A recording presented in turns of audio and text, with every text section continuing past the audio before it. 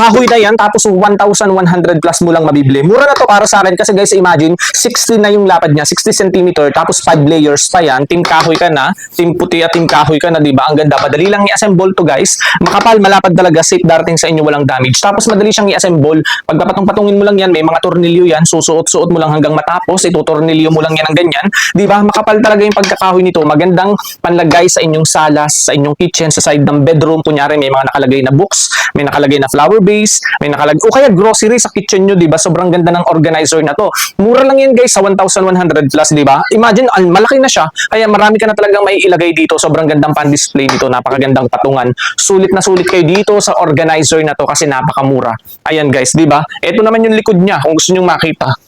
Di ba? Sakto lang yung bigat niya, nabubuhat ko. Ayan yung likod, meron siya ditong nakaharang na ganito, di ba? Sobrang ganda. Sulit kayo sa organizer na to. Kaya talaga namang sa halagang 1,100 plus, aba, napakamura na noon kasi nakakahoy ka na. Tapos ang ganda, di ba? Kaysa magpagawa ka pa. Madali lang i-assemble yan, kaya kung gusto niyo, go check out na.